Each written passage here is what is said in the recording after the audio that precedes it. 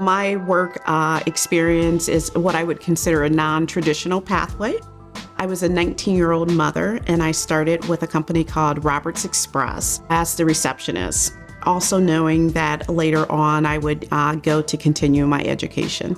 The company was acquired by FedEx and rebranded FedEx Custom Critical. And I met my first mentor who really asked me to put thought into what I would want to do long term. From that point on, I became pretty intentional with my career.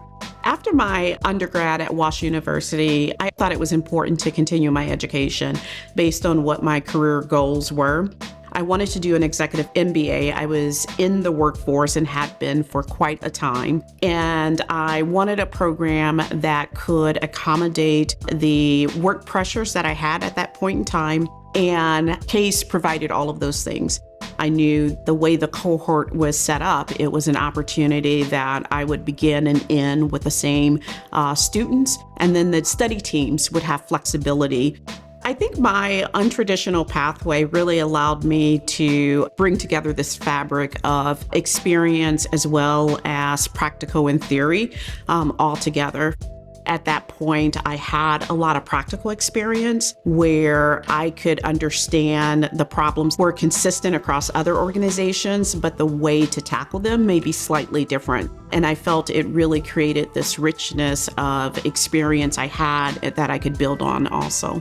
I blinked and it was time to graduate. And what came from that was really a great education, great relationships where I continue to stay in touch with not only people from the class itself, but my study group, which we've named ourselves WSOM. After I received my executive MBA, I continued to move up. My last and final role being president and CEO of FedEx Custom Critical and served from 2020 to 2024, being the first African-American president in the history of the FedEx Corporation. I never really sat with what it meant. When I signed my acceptance letter, I called my two daughters to let them know it was official. And my oldest daughter said to me, "Mom, did you just break the glass ceiling?" And it was that moment that I realized that it was a responsibility, not just an accomplishment.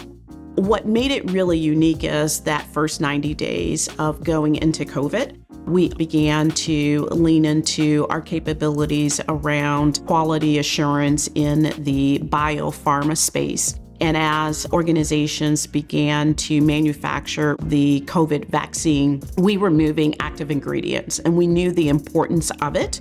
When there was the emergency authorized usage of a finished COVID-19 vaccine, we were the first truck to be able to pick it up and start the dissemination in the US. And so it really was a bookmark of the year 2020 of uncertainty to really doing what we know we do and being proud of the work that we did as well.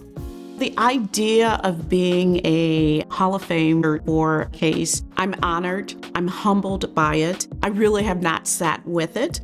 What I will say is I know the education that I received at CASE made a difference in my life and in my career journey. And so I probably just want to say thank you to the individuals that were in my class, as well as the CASE University as a whole for having such an outstanding program. There's a few individuals, some may be here, some may not, that I would be remiss if I didn't call them out by name to thank them. Certainly my daughters, Mariah and Kayla, as well as Virginia Adicott, the great sponsor for me and mentor, family and friends throughout my career, supporting me. I'd just like to say thank you for all that you do for me and the ongoing support that you give me.